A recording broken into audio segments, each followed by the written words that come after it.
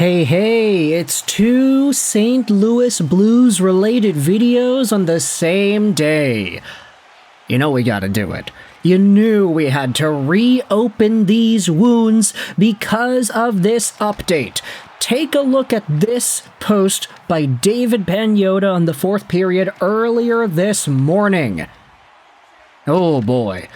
As mentioned a few minutes ago with the boys, I believe the St. Louis Blues are healthy scratching Jordan Kyrou and Oskar Sundqvist tonight in Buffalo. Now, Oskar Sundqvist, it seems like the guy got injured. People were talking about a blocked shot, and that might have been the cause of it. He gets hurt, so we'll just let Sundqvist be on the back burner for now. But Jordan Kyrou, baby! Oh boy, everybody's talking about trades now. Is this guy on the market? Is this guy available for negotiation? Is this guy a Montreal Canadien? And the reason I'm bringing up Montreal one more time is because everybody is talking about Montreal and centers. Nazem Kadri is the main dude, but we do have ourselves some other names that have been tossed out there. I know David Pagnotta spoke about Kyrou's teammate Braden Shen, Ryan O'Reilly as well. I mean, that's a video for another day, but Jordan Kyrou is such a stud in the NHL that I wanted to talk about him. Especially because of all the rumors that we saw. Earlier in the summer, it was like, all right, well, Montreal has this opportunity at second line C, and Kyrou was potentially on the market. The reason there was a deadline earlier this July was because Jordan Kyrou's trade protection was going to kick in this year. And once it did, once that full no-trade clause started up, it was like, all right, well, now he's pretty much locked in St. Louis, right? Well, here's the thing. Guys can get locked in, and guys can be in a position where they're immovable from an organization. But as we're starting to see nowadays in the NHL landscape of 2024, 2025, there are a number of situations where a player agrees to waive his trade protection. Gone are the days, it seems, where a player will refuse to go over to another team and just stick around with the organization that wanted to get him out in the first place. Gone are the days of Louis Eriksson nixing trades to Edmonton. Now we have Andrei Kuzmenko allowing a trade to be done with Calgary because it's more of a pride thing to not want to stick around where you're not wanted.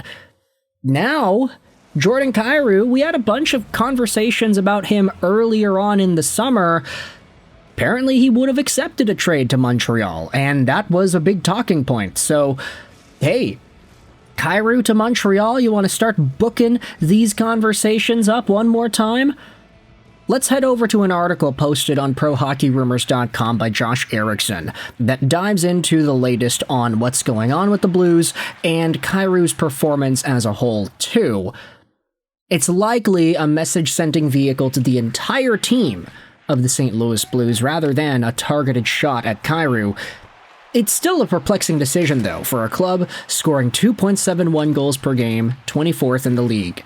Few Blues have performed up to expectations through 14 games, Kyrou included, but he's still tied for second on the team in scoring with 4 goals and 8 points. He is 4th amongst forwards in average ice time per game at 17:23. It's also hard to attribute St. Louis's 4-8-2 record to much else other than their goaltending. Binnington and Hofer have combined for one of the more disastrous starts from a goalie tandem in recent memory. Among the 43 goalies with at least 5 games played this season, Binnington's .859 save percentage ranks 40th, and Hofer's .836 ranks last.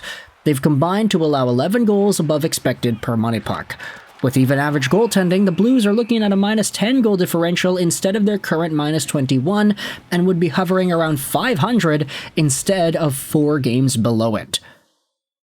So that obviously is terrible. You know, we just spoke about Jordan Binnington earlier in today's show. He's a villain. Seems like everybody's turning the corner on him and not really hating on him as much anymore, but still he's been bad, statistically speaking. And of course, the game yesterday, he let in a bunch. including that Alex Ovechkin backhander from distance. So obviously things are not looking ideal for the Blues. This article is interesting. It even says here at the bottom that the group of skaters as a whole has largely held up its end of the bargain. There hasn't been a dominant offensive force. Pius Suter's 9 points lead the team, but they've put together above-average two-way play, including a 54.4% share of high-danger chances at even strength. Individual ratings like Kyrou's -8 and Schenn's -13 are deceptively low because of the goaltending behind them. St. Louis's de facto second line, featuring Kyrou, Schenn, and Holloway, has actually been quite adept at controlling play. Out of 54 forward-line combinations with at least 60 minutes together, their 58.7 expected goals for percentage ranks 13th per money puck. In terms of raw shot attempts, they're still a respectable 27th at 54%. The article then mentions over here that Kyrou was frequently mentioned as a trade candidate last summer, including being linked to the Canadiens more than once. That talk largely quieted after Kyrou's full no-trade clause kicked in. As of now, there's no indication that he's been asked to waive it or that he'd be willing to do so. He's only in the third year of an 8-year, $8.125 million AAV contract.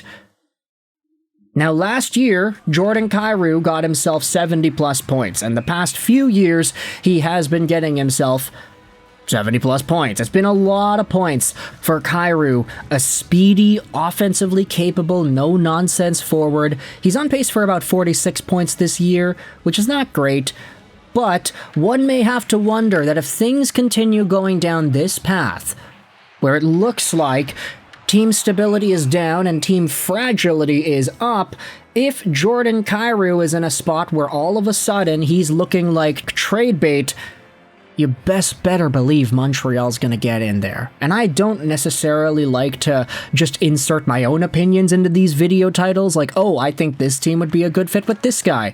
But this is too big of a link, man. We made too many videos talking about Jordan Kyrou and the Montreal Canadiens to even pretend like a Kyrou-Montreal link does not exist in 2025-2026, especially now that he's getting healthy scratched. This is really interesting, man, and we're going to have to pay attention to this as the days and weeks go on. If the Blues do not continue to improve, and Jordan Kyrou just kind of stabilizes in this nomad's land area of the lineup, where he's playing well, he's on a good line, but the goaltending is letting them down, and he's getting the brunt end of the punishment because of it, then Kent Hughes, you better keep your phones open, man. I'm just saying. If you enjoyed this video, you can feel free to hit the like button, or if you didn't, the dislike button's on there for you as well. What are your thoughts on Jordan Kyrou getting scratched today, and do you think the Montreal Canadiens trade talk will continue because of this? Do you think the price for Kyrou has gone up or down, considering the way things have started out this year?